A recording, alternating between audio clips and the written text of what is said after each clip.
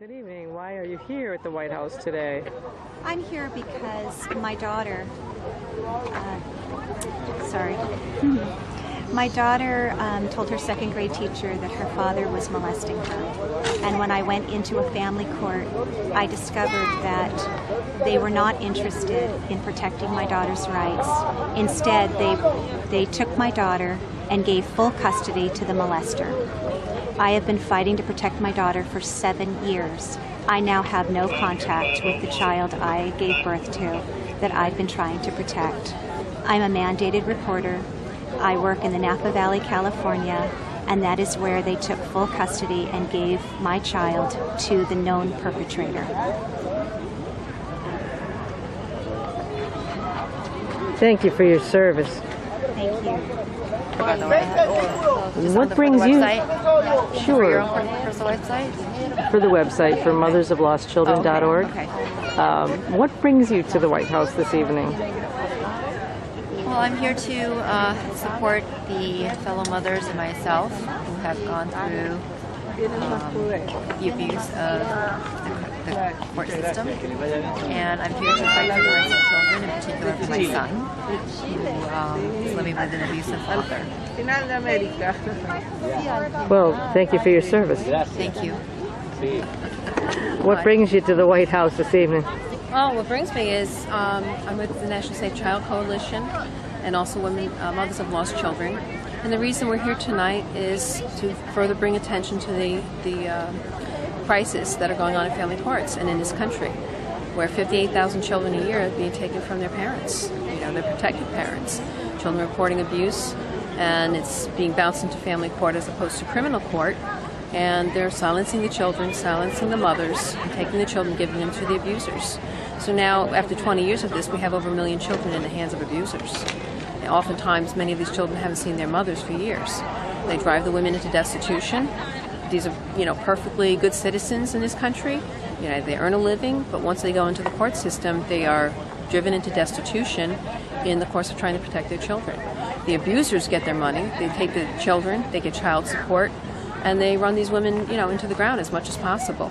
So we are some women here that are we're strong enough to transcend that. We go through our struggles, but we want the country to know it's a silent epidemic in this country.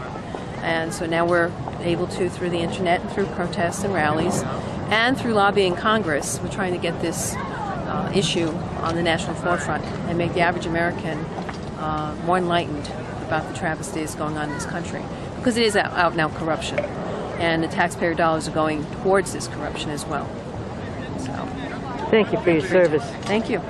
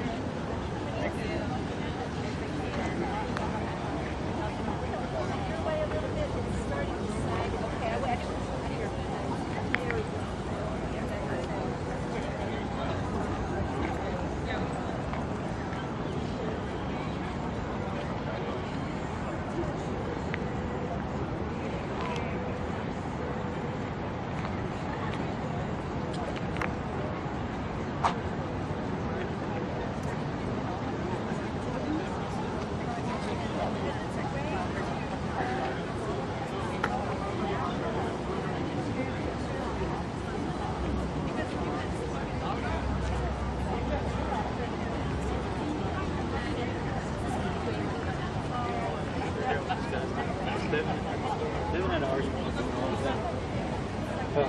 Yeah, what am I doing here at the White House? I'm here in support of all the children who've been put into the hands of abusers and batterers. And the reason they're in those hands is that their mothers took every reasonable, right, and appropriate step to protect them. And they found themselves in the battle of their lives. They were told to get themselves help, to get themselves safe, to get their children help and get their children safe. And they found that they entered into a Alice in Wonderland world where the very fact that they took reasonable and appropriate efforts to protect their children made them crazy, made them seem obsessed, made them seem unreliable, and with the help of psychological pseudo-diagnoses, every bit of evidence is rendered not interesting or wiped out or is trumped. And it is an unspoken, uncovered national tragedy. And that's why I'm here. Thank you for your service.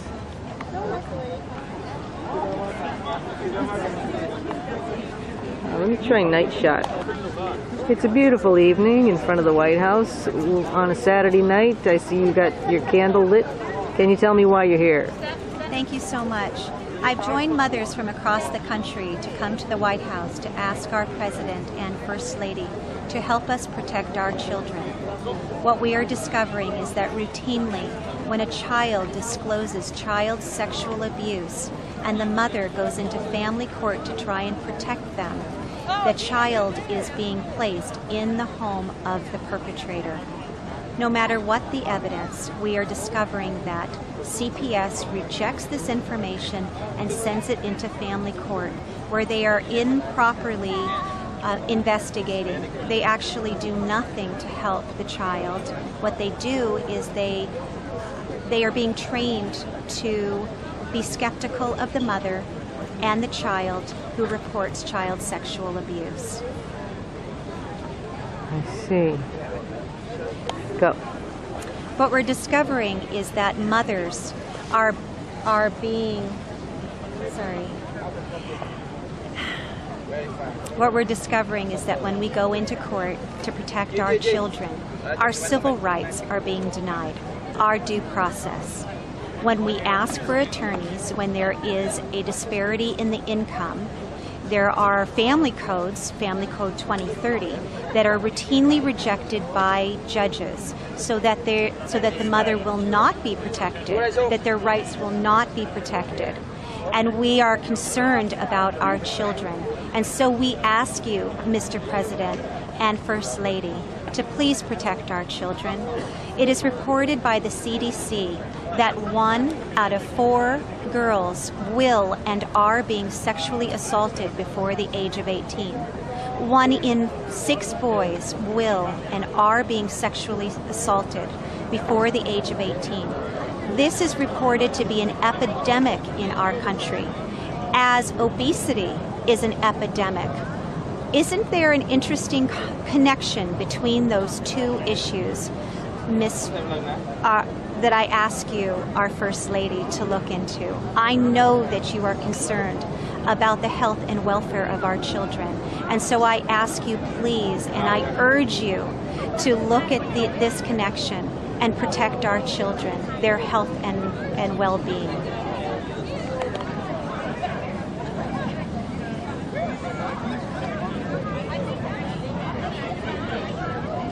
America, God is raised on thee, and crown thy good with a sisterhood from sea to shining sea. Why are you here? I'm from Vietnam. You tried to bring a campaign in your country? Yes, of course. This is for the global campaign. Cool. Well, welcome. Twice. Welcome.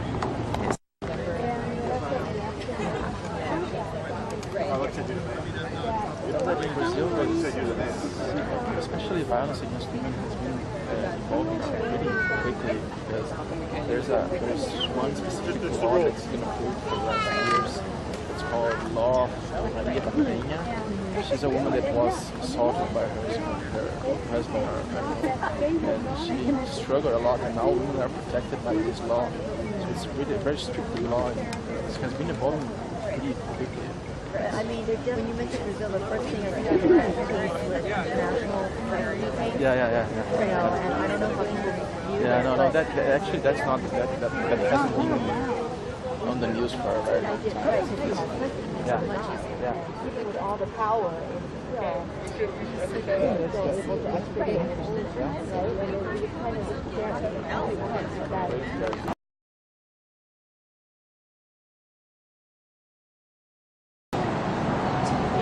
Around the first week of September, I saw the 14-month-old total 28 hours in 14 months of life.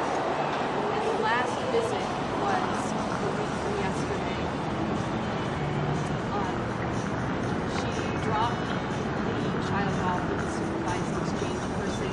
The supervised exchange person got the child to the perpetrator at 10, and the child was dead by 1:30. And this became personal for me because this woman and I were going to meet on Friday night and take our children to Boo at the Zoo.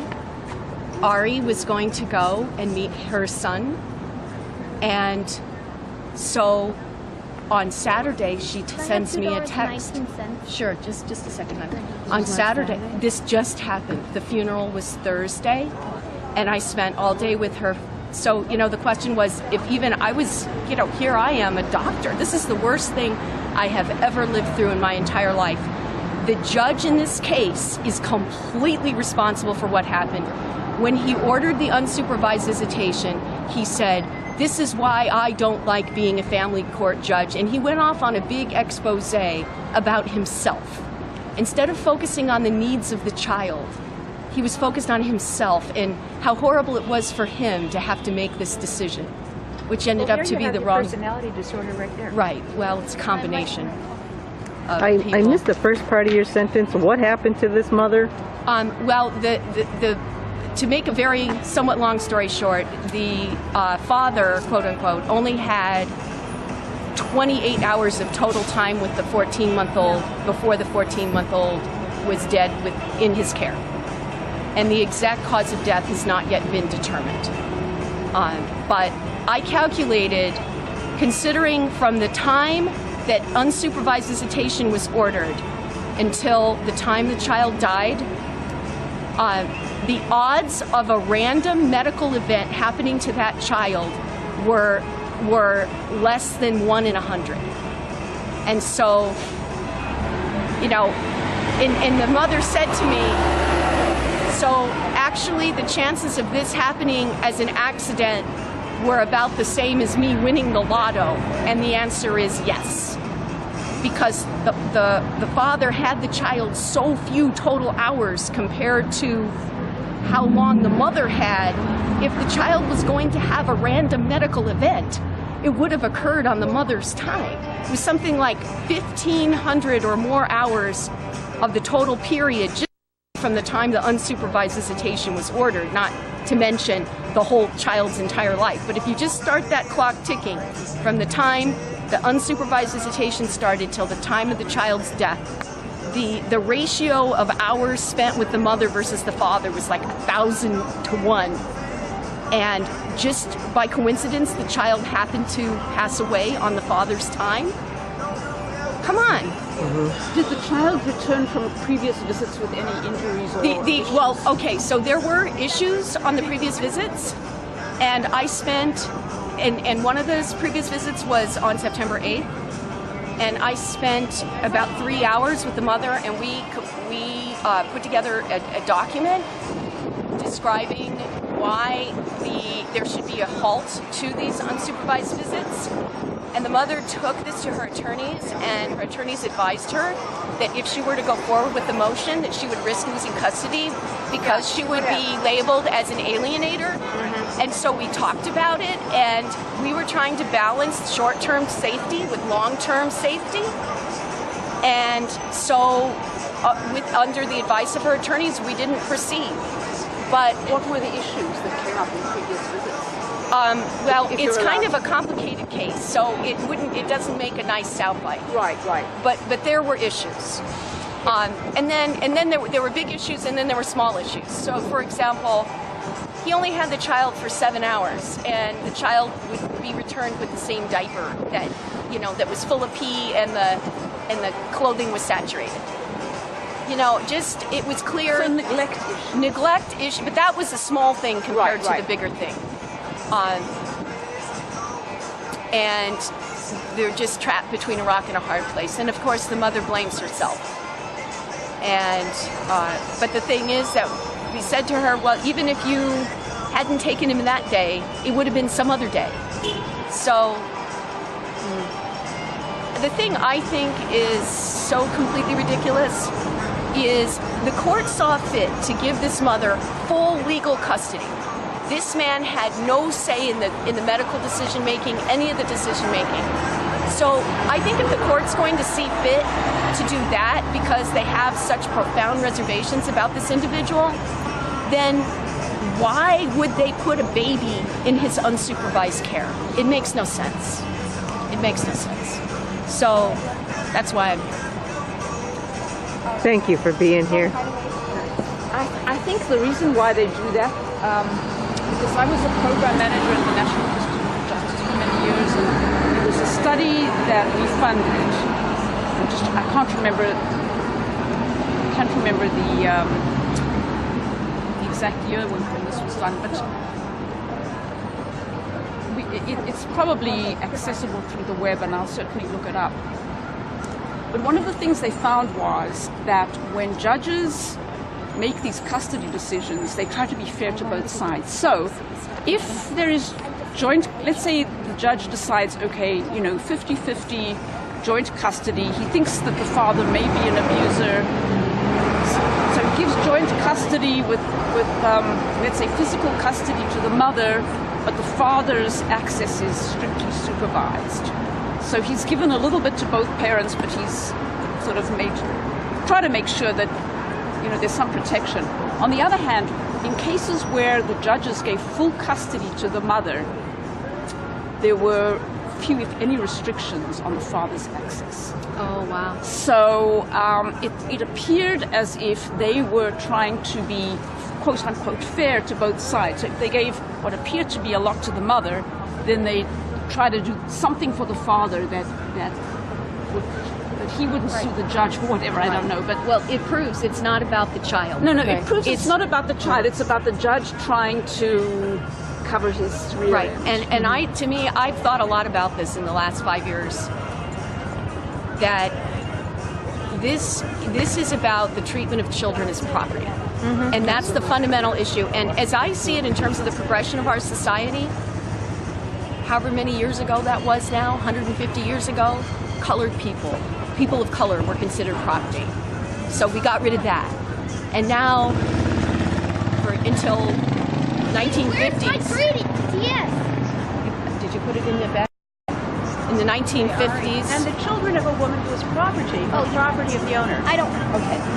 Right. Children born to a woman who was herself enslaved were property of the mother's owner. This is still the way it goes. Right. And women were property up until fairly recently. We just recently got the vote. And, there's very little taught. I'm a very well-educated person. I have 13 plus years of post-high school education. And it really wasn't until I was almost 30 that I realized that suffrage happened in my grandmother's generation. I didn't even know. This was not talked about in grade school. Right. It was buried. They gave women the vote, and then they just buried it. Right. So now we have a situation where women are not property as much, but children are still completely property. And our laws just need to evolve. Well, they control the women through the property. Yeah, we're property through the extent that we make sacrifices where we stay in relationships. They still protect control the us. children. This is where the life interest comes in. Yeah. You have three great things that are supposed to be protected under constitutional law: life, liberty, and property. For 200 years, we have all kinds of case law in every state in the Union and the federal government having to do with the deprivation of property rights. And even if it's not property per se, you can protect your property rights, such as your salary. It's not your property, you haven't worked yet. But if somebody takes your job without due process, you can sue. So we have 150 years of litigation about liberty. And you're talking about, they're not going to necessarily put handcuffs on you and take you to jail, but there are plenty of things they can do to take away your liberty interest. Absolutely. And the Fathers' Rights Gang is saying that it's denying their liberty interest if you want to restrict their visitation. So the point is, you've got these 2 out of 3 that are being protected by American law. Not one case since the Constitution was written, not one case on a life interest for anyone. So the only kind of rights that children have, which is the life interest, has never once reached the courts of this country. The judge put me and my son on the auction block and sold us Correct. to separate owners. Correct. That's exactly what happened. And the fact that the life interest is missing from American law makes the use of precedent almost impossible, because you have no precedent for the life interests of anybody. Anybody under 18 has no interests, because property only belongs to their parents or to them in some kind of a trust, and they don't have liberty. Instead of liberty, they have custody. So we have nothing to work with. That's the issue.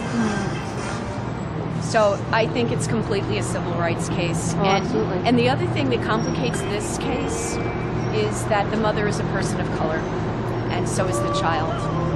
And in the particular state that they're in, I think that certain lives are considered more valuable than others. I'm No sorry. doubt about it. I think there's racism in the system. And I've been aware of this racism. No. This is near this area. Virginia. Yeah, Virginia. So I guessed it. How did I guess it? Right. I noticed this phenomenon actually when I was practicing psychiatry 15 years ago in Connecticut. I saw a number of mothers who had issues. You know, I didn't really think they were fit mothers, to be honest, but they had lost their children completely, and their children had been given up for adoption. And one thing I noticed was that all of the mothers that had lost their children to adoption, who were drug abusers, were white. And I saw many people, women of color, and they were awful mothers, and they had their still children with them. Their children weren't even in foster care. Nobody wanted them. So I think that there's so many levels of problems. There's a racism that's involved here too. That it's horrific. And for me, it boils down to psychopathy. That's how I got into this. See, because, and I'm not plugging my book because I haven't really worked hard to market it, but I released a book in 2006 that was called Just Like His Father. And it talked about what mothers can do, or actually what parents can do if you find that you accidentally had a child with someone who had these issues. And so I released this book. I released this book thinking that everyone was going to be in my situation, because my son's father went to prison when my son was 5 months old. And he didn't get out until it was so long that, you know, thank God for me, I've not personally had to face this situation. And I think that the most important thing the courts can do, the criminal courts can do to protect families, is to keep these people incarcerated for as long as possible.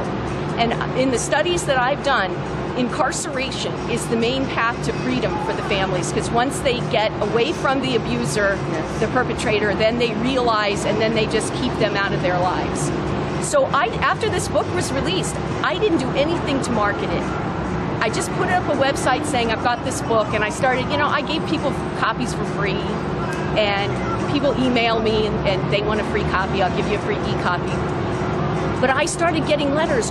What do you do if the psychopath won't leave you and your children alone? And I said, what? Because they teach us in school that psychopaths, quote, abandon their young. And so therefore, all of these people that are trying to hold on to their children can't possibly be psychopathic, because they want their children. And so since they want their children, they must love their children. That's the logic. Right. So this blew me away. So this is 2006. And so I started inviting these people to talk to me on the phone. Just tell me what's going on, because I can't believe this is happening. So I didn't come at it from the point of view of domestic violence. I came at it from the point of view of a severely personality disordered perpetrator And I heard all these stories, and most of the people that I talked to were not violently affected by the relationship. They were mainly emotionally, psychologically, and financially abused. And so I started hearing story after story after story. And so then I said to myself, I had better do some sort of scientific, formal documentation of this. So over the last year and a half, I've been working to try to formally document this so that I can get it into the psychiatric literature, the psychological literature.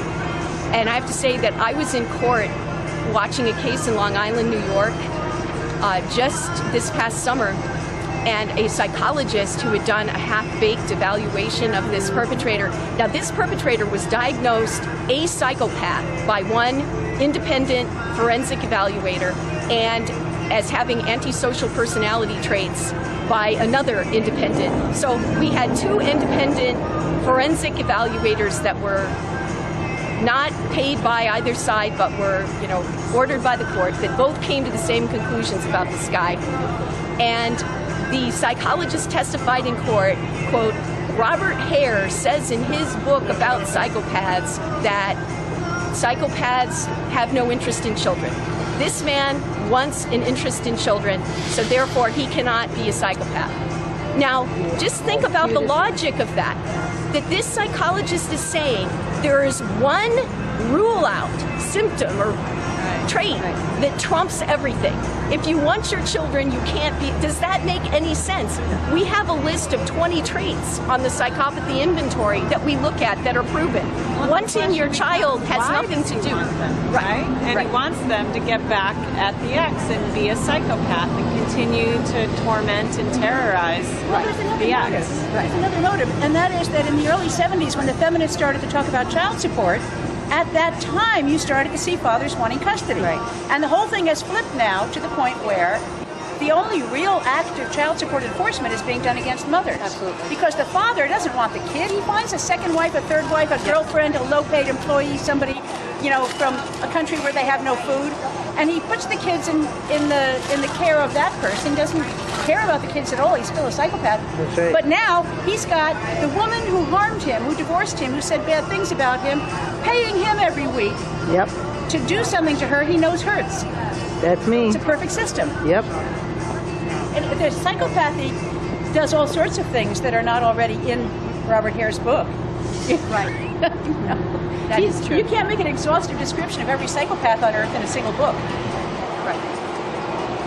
Especially not one that's a good book, but you're right, it's not exhaustive in that sense. And it doesn't. It defines something, it describes something, but it doesn't say the last word. It's not like I don't know what book that is in the Bible, Isaiah or something that says this is the first word and the last word and don't add any words to it. We're studying what psychopaths do. We have a lot to learn. Oh, yeah. And one thing we know they can do, they know how to work a power dynamic.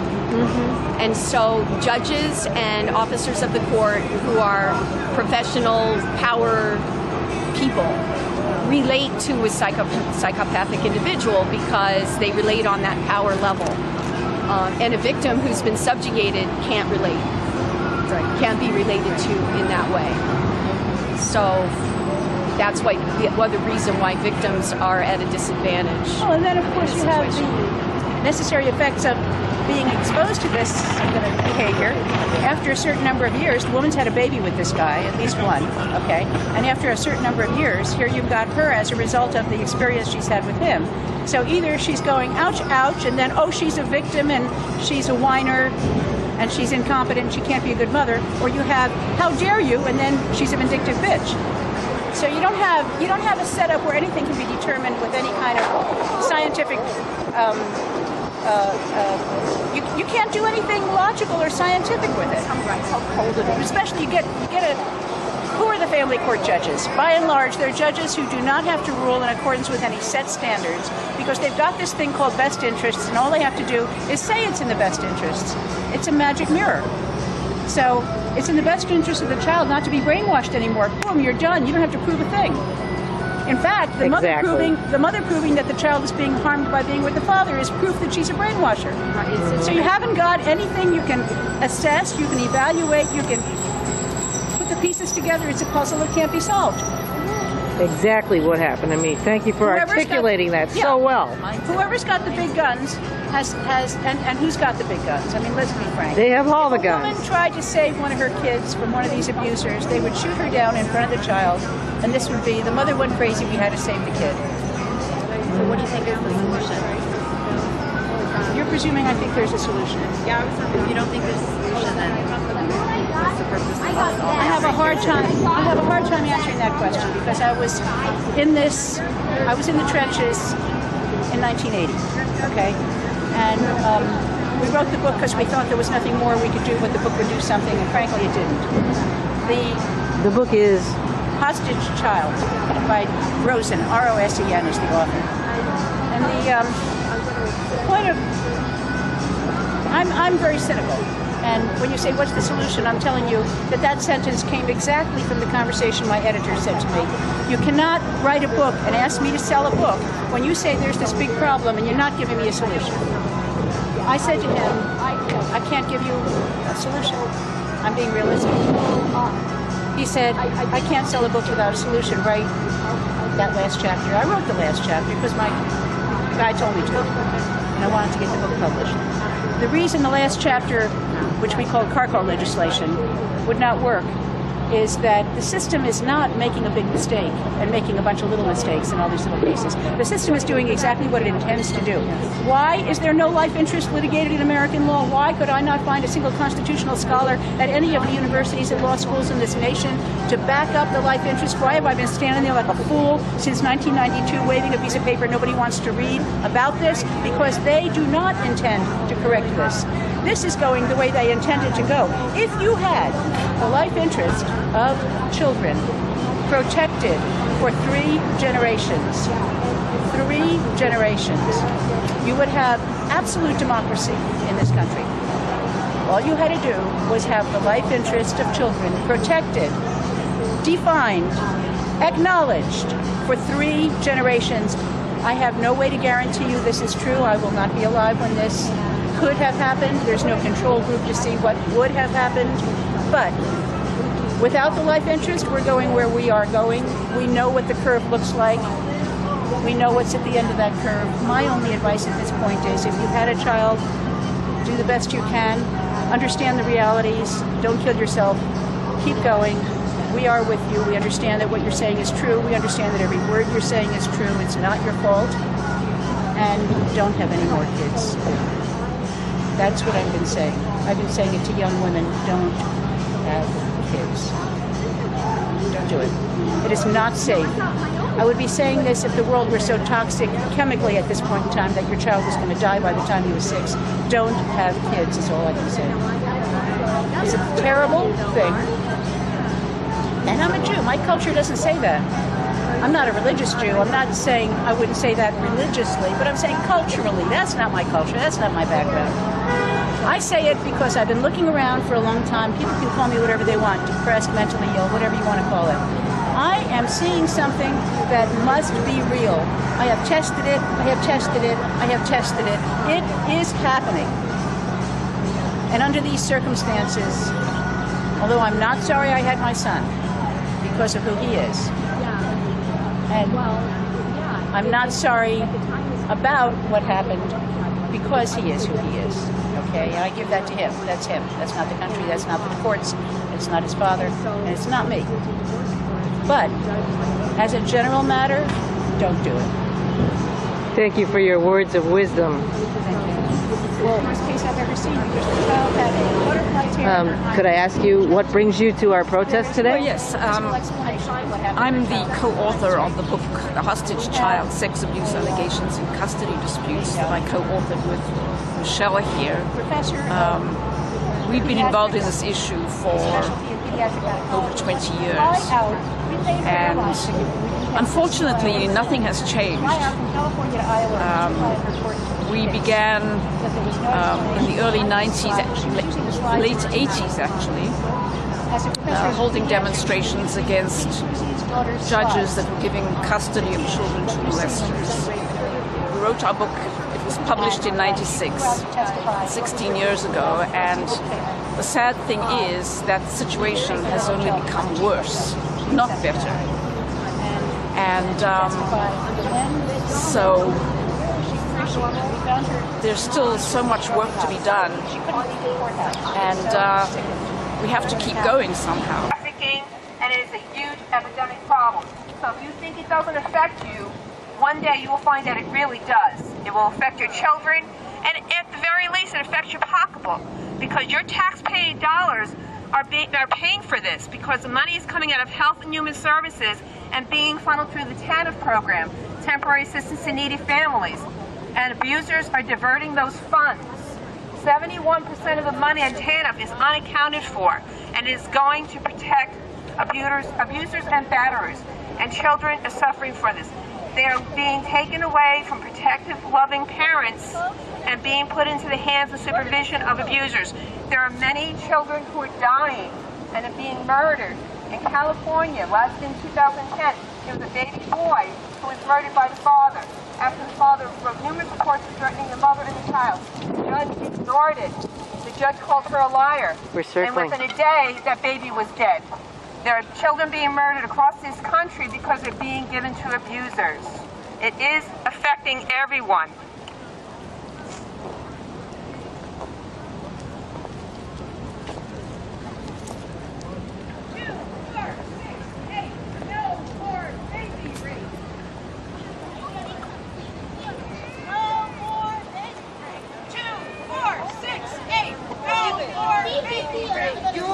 Yo te digo, porque usted dice Yolanda, usted dice Yolanda ya, 1, 2, 3 ya.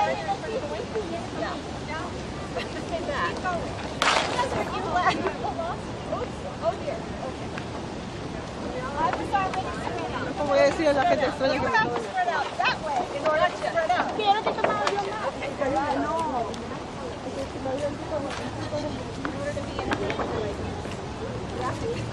All right, we'll keep going. Why are batterers and molesters getting custody of children? Why are batterers and molesters getting custody of their children? Ask us! Custody of their children. Why are batterers and molesters getting custody of their children? Why are batterers and child molesters getting custody? Ask us. Gentlemen, you gotta either keep moving or get on that side.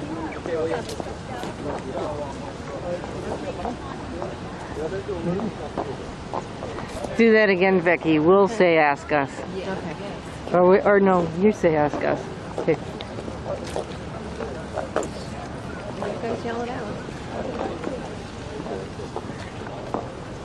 Well, you Why are batterers and child molesters molesters getting custody? Ask us! Trust the courts. Why are batterers and molesters getting custody? Ask us! Why are batterers and molesters getting custody? Ask us! Why are batterers and molesters getting custody? Ask us! Why are batterers and molesters getting custody? Because you cannot trust the courts. Why are fit, loving mothers losing custody? Because you ask us. Why are fit, loving mothers losing custody? Ask us. Why are fit, loving mothers losing custody of their children? Because you cannot trust the courts. Why are fit, loving mothers losing custody? Because you cannot trust the courts. Why are fit, loving mothers losing custody? Because you cannot trust the courts. Why are fit, loving mothers losing custody? Because you cannot trust the courts. And Why are fit, loving mothers losing custody? Because you cannot trust the courts. Why are fit?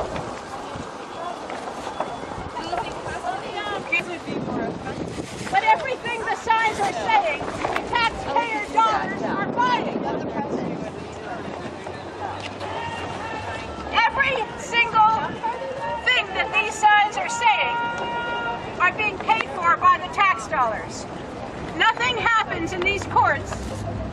No child gets run through the court system for a year and a half and given to a batterer who already has a record of beating up the wife, of beating up the kids, of molesting kids, of collecting child pornography, of failing to pay child support. None of these things go running through the courts for free.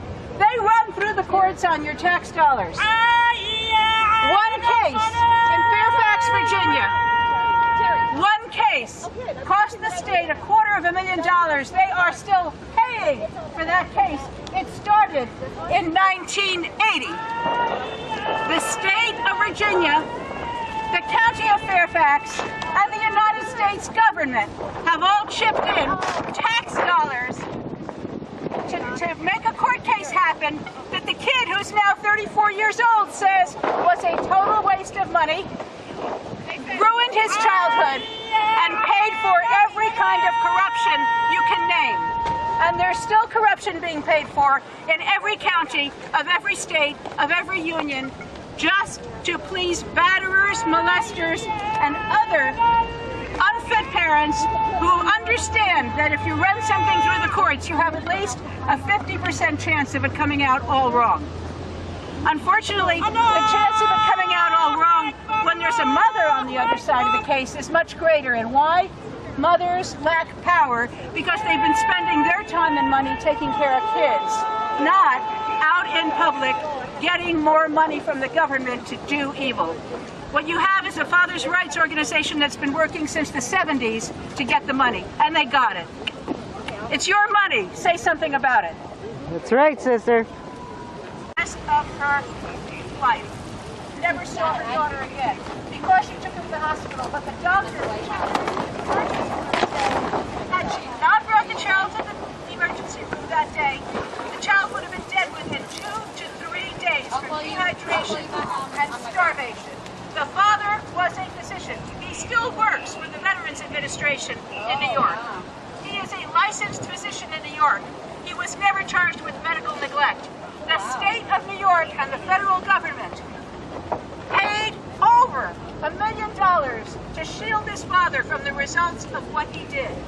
And to this day, he practices and he's paid by your tax dollars to work for the Veterans Administration as a doctor, seeing people who come to the hospital for help, as his daughter did when she nearly died because he didn't even feed her.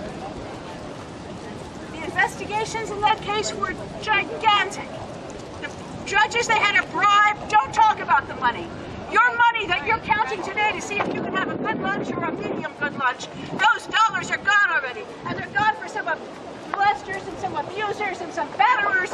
You don't even know where they're going. And some judges who were part of all this, and they were part of all this on purpose. Some of them had their own reasons. Some of them never wanted their behavior questioned with their own children. Some of them had no reason other than they were very suspicious of mothers. Some of them had bad mothers. They got up there on the bench and they said, now's my turn to show how I can treat a bad mother, because I was scared of my own mom. What you got here is a system that's so corrupt it stinks to high heaven. Everybody knows it, and that's why there's so much punishment for anyone who says it. Try saying it. You know why there's so much punishment? You know what it's like in Iran if you speak against the government. You know what it's like here if you come up with something like this and they don't want to hear it. They're not going to kill you. Of course, you can't do anything. If you got any power, you'd be dead in a minute. This is the point. When they're taking the children, they have the power. And what's happening all over, every county and every state of the Union, everywhere, every day. If you go into court to say a child should not be with a batterer, a molester, an abuser, you stand a 90% or better chance of losing it all. And this is because the system is set in place already. It's corrupt, and it's paid for by the tax dollars of everyone. And those people don't know what their dollars are doing. They don't know that their dollars are buying this kind of corruption and this kind of abuse. That's right, Professor. Whoa. And I'm not a professor of anything. I don't know anything but what I've seen. But nobody can tell me that what I've seen isn't happening. I'm not a professor.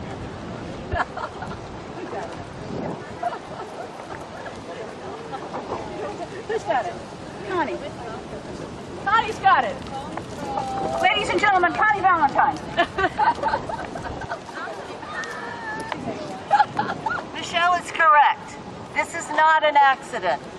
This is a deliberate removal of children from safe parents, usually mothers, and placement with dangerous parents, usually fathers. The children have said that they were molested. The children have said that they were beaten. The children are ignored, and their protective parents, their mothers, are ignored by the courts. We're trying to stop the money flow. $4 billion a year for child support enforcement. There's absolutely no reason for that. The deadbeat dads that used to avoid child abuse, child support, they now get it from the mothers of their victims. It's a batterer's and molester's dream come true. Women in this line here fear judicial retaliation. They have to wear scarves over their faces because the judges will retaliate against them and take their children away. The children will go to places, homes that are like prisoner of war camps, where they are beaten and raped with impunity by the order of judges. You must help us. You must call for federal investigation and oversight. This should not be happening. That's right, Connie. You don't want to read that? You don't want to just read that? You want me to read it? Okay. I can read it. You're good? Well, I hope so. Let me just help you. She can read.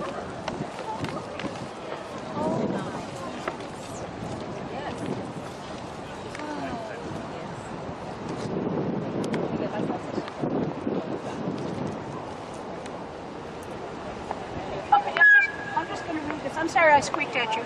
I'm just going to read the flyer that... I didn't do it right? I think if you hold it closer to your mouth. Closer? Is this okay? Okay. I'm just going to read the flyer that Connie prepared. Okay. Mothers have lost children. Now, if you want to see this online, you go to www.mothers-of-lost-children.com. That's mothers have lost children with all the hyphens separating the words. .com. Okay? In 20 years, judges gave 1 million children to batterers and child molesters. Research shows 70% of batterers who requested custody got custody. 90% of children who reported abuse in custody cases were not protected. Every year, 58,000 children of divorce are placed with abusers and their lives destroyed. Here's how it works. 1, a mother leaves her husband because of domestic violence. 2, the child feels safe because the batterer is not there, so goes ahead and reports what happened to him or her. 3, Child Protective Services closes the case because they say, oh, it's just a divorce, it's just a divorce. They don't listen to the kid. 4, law enforcement officers usually close the case because social services already closed it, and this is just obviously a vindictive woman trying to get back at some guy. If, in fact, they believe that he beat her, they have even more reason to suspect she's trying to get back at him, so they won't listen to the kid. Then, child support enforcement garnishes the father's wages because he's not paying his child support, and that makes him mad. Then the batterer, enraged because now somebody's taking his money, and he doesn't get to do everything he wants to do in his family, and the wife has divorced him. Now he goes in, and he rushes into family court and he makes up something about the mom. Oh, she's a liar, she's vindictive, she's poisoning the child, she's brainwashing the child, blah, blah, blah. Judges, evaluators, investigators, mediators, parenting coordinators, court-related professionals, all of those folks are on salary, and they're all getting not just the salary, but they know the benefits, and in fact, after the salary and the benefits, they're going to have a pension. So they're watching out that they do what's accepted within their little realm. And they all go with the story that's already been told. They're not going to go and bust somebody in social services. She didn't do her job. She should have found abuse. She should have protected the child. They're not going to go up against their own and risk their own pensions. I've seen it happen that somebody tries that. It doesn't work out. They lose their job. They lose their pension. They get a bad reputation. They can't find work. Okay? So they're highly skeptical. Once one person has said it didn't happen, everybody says it didn't happen. And if everybody says it didn't happen, what do you got? You got, oh, this terrible mother. She keeps running around making false accusations against this wonderful guy. Appeals cost so much nobody can afford them. The lawyers are already telling these mothers, you better start acting right or the judge will never give you any visitation. The judges are already so used to these cases, they just rubber stamp them and they run on through, and they never get overturned on appeal anyway. Because what do you have to prove on appeal? You have to prove that the judge violated his own discretion. Well, he's got unlimited discretion. He looks down and he says, I don't believe it. All he has to say is, I don't believe it. That's the right. social worker already told him he shouldn't believe it. The cops already said, we don't believe it either. Who's going to overturn a judge? Then you have the fatherhood programs that take the money down, and what do? Do they say you have to be a good father, you have to learn how to deal with your kids, you have to learn how to not beat them up, not molest them, you have to learn how to treat them right? No. The fathers wanted to get into the nursery, and you let them into the nursery before they were housebroken. These guys don't know what they are supposed to do to make a child safe and happy. They know what they want, and what they want is control. So when you got a batterer, you've already got a guy who's addicted to control. Then you give him the kids. What do you got now? Pull the trigger. Make it loud. Make it loud. In the end of it, despite all the evidence, and the evidence can be brought in if the judge lets it in, and it can't be brought in if he doesn't, you end up with the kids in sole custody of a batterer, abuser, a molester. And what is the kid going to do? Is he going to keep fighting? The social worker wouldn't keep fighting. The mom couldn't keep fighting. The cops wouldn't fight for him. What's he going to do? Stand up alone and risk he's going to get punished for it again? This is not going to happen. Once you've got the mom under control, all her money is gone, she doesn't have any rights, you own the kid, then you're in the position for brainwashing. If you can keep that kid with an abuser or molester until the child is 18, you're generally home free. The kid generally will not be able to turn around and say, I know what happened to me. Few kids will. When the kid is 40, he or she will be an alcoholic or a drug addict or maybe an abuser. These things will happen, but nobody's going to look back and say that's because of this judge, that's because of this social worker, that's because of this, that, and the other. They're all going to say bad kid, rotten kid, or maybe they'll just make that kid a judge. That's where you've got it. The tax dollars are supporting this whole corrupt system. Every year, $150 billion goes to the Fatherhood Initiative. Oh my God, I thought I read it wrong, but I didn't. No, $150 million goes to the Fatherhood Initiative to help irresponsible fathers, particularly ex-prisoners, with legal advice and help in custody cases. So we're paying $150 million of our tax money to help ex-prisoners come out and get the kids away from their moms. Every year, $4 billion goes to the child support enforcement that actually create a financial incentive for men to take kids they don't even want and don't know how to raise away from good mothers so that they can get the money and not have to pay child support themselves. What has fueled this system was since 1970, when the women started to say, hey, we need some child support because I've got all these kids and the fathers have gone off. As soon as the child support initiative started, the fathers started saying, well, then give us the kids and let the woman go work and give me her money. That was the idea of equality back then. Where has it come now? It's not safe to go to court. If you were battered, if you were molested, if anything happened to you, it is not safe to step into a courtroom. It is dangerous territory. In that courtroom, anything can happen. Things that seem so counterintuitive that people think the moms are crazy when they tell them. They happen every day.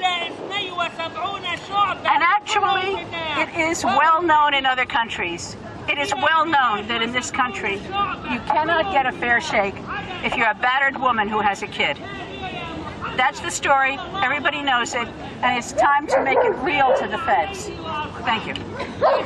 Thank you very much.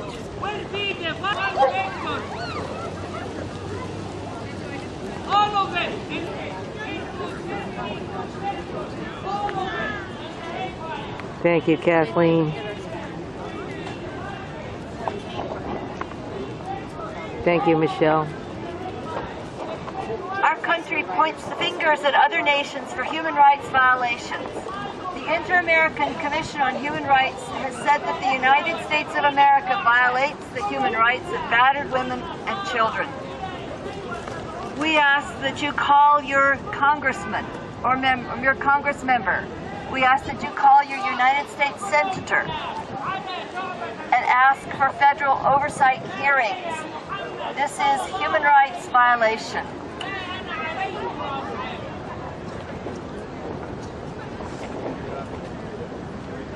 Thank you, Teresa. Thank you, Vicki.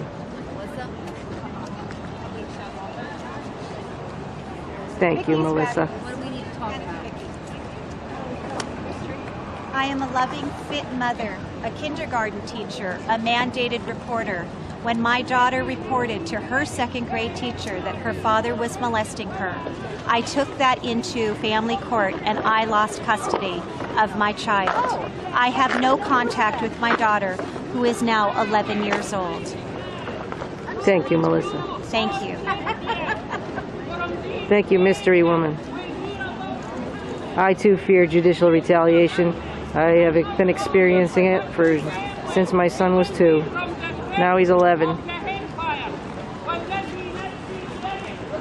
brief history of mothers of lost children. In May 1992, a large crowd gathered at the White House and marched to the U.S. Capitol to bring attention to an egregious situation.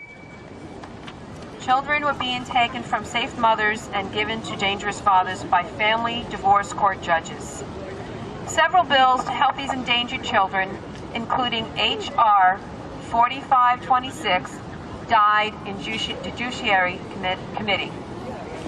A congressional hearing scheduled in 1994 on the failure of family courts and child protective services to protect children and retaliation against mandated reporters was postponed when Richard Nixon died. It was never rescheduled. A 1996 book entitled The Hostage Child, let me read that again, a 1996 book titled The Hostage Child suggested the existence of a two-tier system of justice. The overt system consists of well-intentioned, well-written laws, rules, and policies to protect victims from abuse. The covert system ensures brutal men continue to own women and children. Again, let me repeat that. The covert system ensures brutal men continue to own women and children by subverting the very laws, rules, and policies designed to protect victims. How could that be? 2 decades later, in May 2012, exactly 20 years later, a large crowd gathered at the White House and marched to bring attention to the same egregious situation. The problem has gotten worse. Despite new, well-intended, well-written laws, rules, and policies to protect child victims, which were promptly subverted. With chilling regularity, children are taken from safe mothers and given to dangerous fathers by family divorce court judges. Mandated reporters who report suspected child abuse are viciously attacked. Although domestic violence shelters work well for women without children, mothers who flee domestic violence are at high risk of losing their children to their abusers. The mothers and a few good men continue to march in Washington, D.C.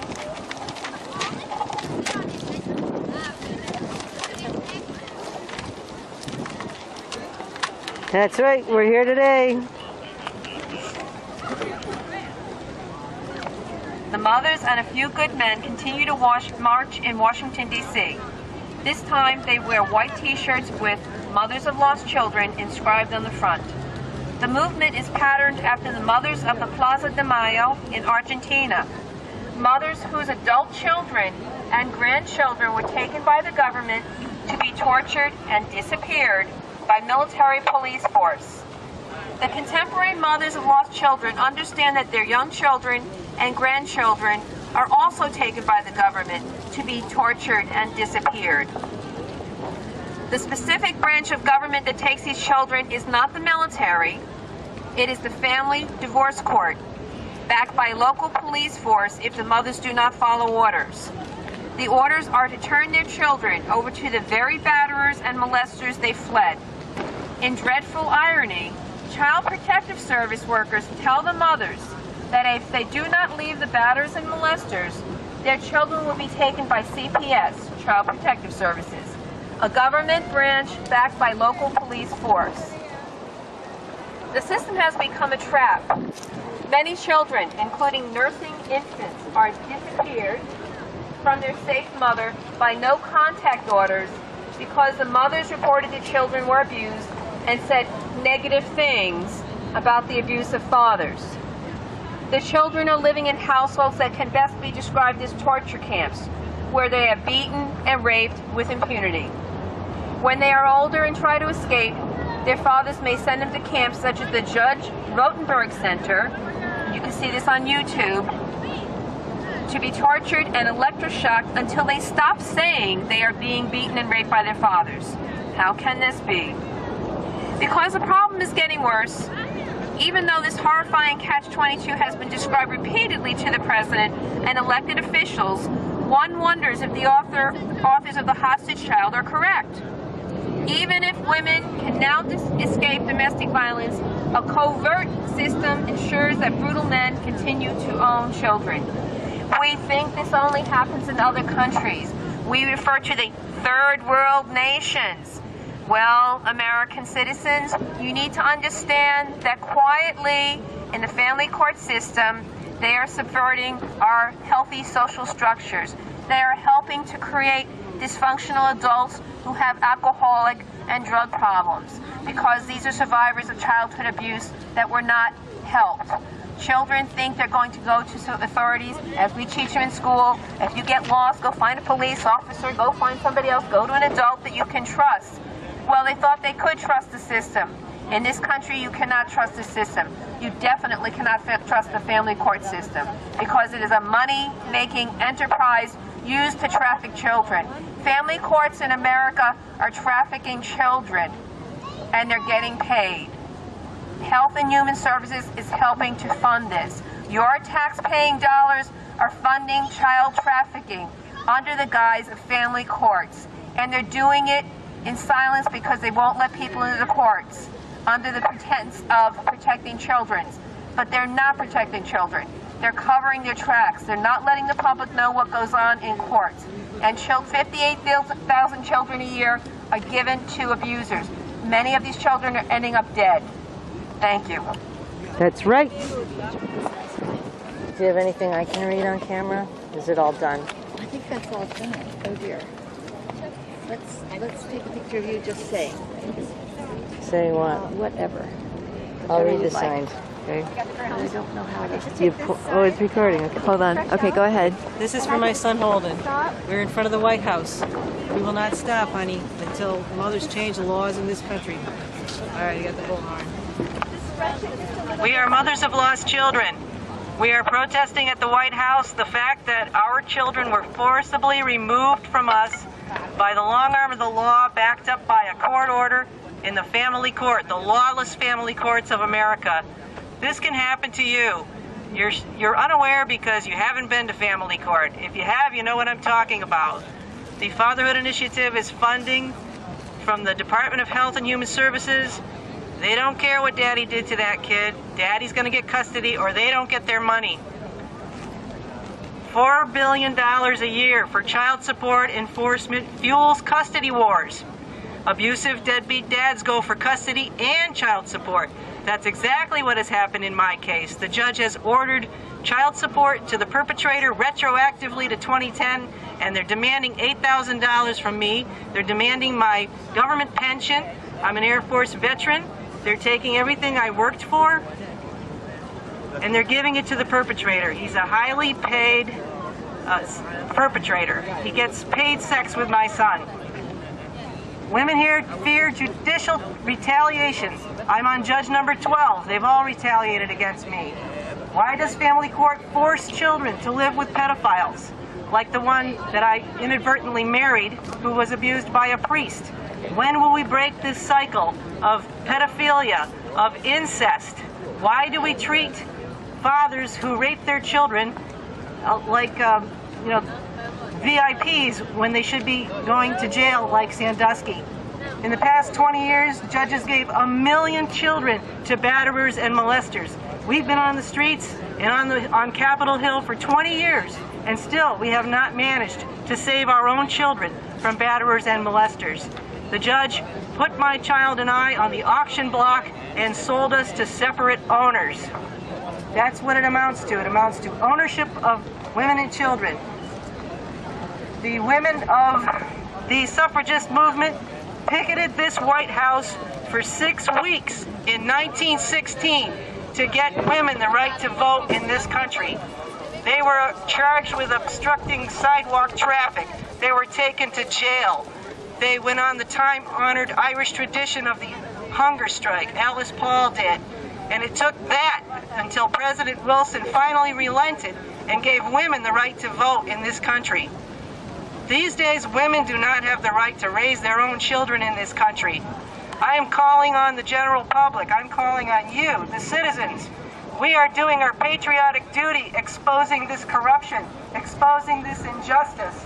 We're calling on the citizens to rise up and take back the government, to abolish the lawless family courts that are trafficking children for your tax dollars. They're in it to save their jobs. They're in it, they're completely corrupted, and we're here to expose it. Thank you very much. This is for my son. May there be enough evidence to convict me of having been here to protect my son. Thank you. It's good you're reading that. Good for you. There was a Kentucky case. The Attorney General of Kentucky was at that time the head of social services, and he got involved. He could help in a case that was out of state and give protection to a mother who ran to Kentucky, but he couldn't help in the case in his own state because there were some kind of powers that be that prevented him. The case that happened in Kentucky was such a clear case of the child being molested by the father that they didn't try to cover up medical evidence. They simply didn't address the medical evidence. And since the medical evidence wasn't addressed, when it went up on appeal, the mother took the case up on appeal because she had a little money. 1 out of 3 of the appeals judges actually said the evidence should have come in. It was very unusual because you very rarely get an appeals court judge talking about what evidence was omitted from the record. But in Kentucky, within the same state that protected a kid whose mother fled from Maryland, you had the same situation you had in Maryland in the other case, where if in fact the judge has already said there was no sexual abuse, it doesn't matter why he said it. He could have said it in the face of clear evidence, he could have said it in the face of testimony from 10 different people, or he could have just omitted the testimony of the 10 different people and not let them get on the stand and get sworn in. You have a system in the family court. When you compare it to something in regular criminal court or any kind of other court, you can see it's a fake and a fraud. It is a total fake and fraud. Make it loud, sister. I mean, it's not. You could pull the trigger. Talk to those guys. Doing great.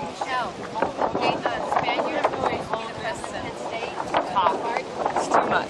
You can't hold it to talk. She can't. Oh, she can't hold it to She's talk. not having I didn't know that. Here. Let's roll it up, or we need somebody else.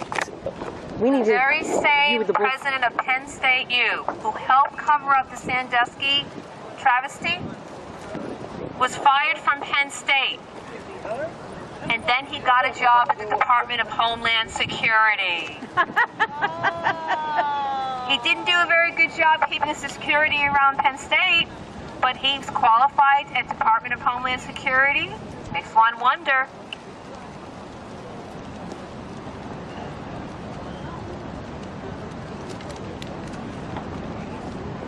Let me talk about the priest cases. Yeah. My husband was abused by a priest. You want me to hold that so you can walk and talk? I notice you talk better when you walk. But you're filming. Yeah, I'm filming. Okay. If you want to know why this kind of thing is so easy to do in the family courts, when it seems so counterintuitive, look at the model for what's happening. If you get a patriarchal family, you've got dad's the good guy, he's in charge of everything, he brings home the bacon, and you got the kids all love daddy and mommy does what's best for the family, and that means take care of the kids, take care of daddy, and always stand up for her man. That's the model. That's the way it's supposed to be. Now, it's awfully hard to believe that that entire model that we worship, we actually say that's the American family, the mom and apple pie thing. Mom's got to have an apple pie to be that good. She's got to be sweet, she's got to love everybody, she's got to be good to her man, she's got to be good to her kids, and she can't for 1 minute say something that doesn't go into an apple pie. And so what you've got is you've got this model, and this is the model we like, this is the model we love. Why did we all of a sudden start to believe in 1980 and around 1980, why did we suddenly start to believe that it was actually possible that priests were molesting altar boys? Why? Because of critical mass, because enough people were coming forward, enough kids were coming forward after they turned 18, enough people whose parents would support them in their allegations came forward, enough people stood in front of big churches with signs, enough people made a fuss, enough journalists covered the stories, and suddenly they were saying Father so-and-so molested the altar boys, and it started to be believed. And then what happened? First, they'd move the priests around to a different precinct, to a different church, so nobody would really know. They covered it up every which way. They used big money to cover it up. They said everything terrible about the people who were alleging this sexual abuse. And it went on and on and on until suddenly people began to turn slowly, slowly, slowly. It's hard to turn a big ship. And when you are saying Father so-and-so to somebody, you're treating him like a father. He's got authority. He's the big guy. He's the benevolent big guy. He's aligned with God. You don't talk against him. It was very hard to turn that big ship around to make people believe these kids were not lying. The people supporting these kids' allegations was not untrue. The fact is it was happening, and it was happening pretty often. Not all the time. We only know a small portion of what did happen, but we began to believe it. And when did we begin to believe it? Around the year 2000. 20 years. People were crying out about it, and nothing was happening except priests were getting moved around and things were getting covered up. There was the model for the family. Father so-and-so molested a kid. The kid looked up to him like a father. The kid listened to him. The kid obeyed him. He had authority. The kid had to confess his sins to that same man who was sinning against that kid. There's the model. Why is it hard to believe this is happening in the family courts? Why is it hard to believe that a father who's not a priest but a father, an actual biological legal father, is going to do that? Because we don't have it in our vocabulary. We don't think like that. We still think this woman is saying something that we cannot go along with. We cannot get behind this. We cannot admit this. It's not okay to say that our all-American family may include that dad's diddling the kids. We can't get there.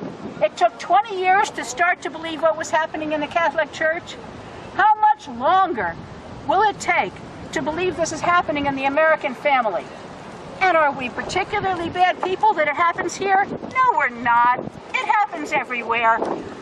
Are we just responsible to lead the world in understanding that we can actually change something that needs to be changed? Here. Here's how we are. We are telling everybody else how to pay attention to human rights. We are policing everybody. We need to clean house. We've got a vision of what the American family is, and it's good in 9 out of 10 cases. And there are very, very, very few divorce cases that have allegations of abuse in them. Something like 2 to 3%. But in that 2 to 3%, we have to pay attention. We have to say, is it possible this happened, instead of it's not possible this happened. You've got kids who are coming forward saying things they're scared to say. You don't get behind those kids, you get behind their abusers. You have a system that will turn bad in 2 generations. In 2 generations, it won't matter if we're the United States of America or Iran. You mess up the kids today, you see what you have tomorrow.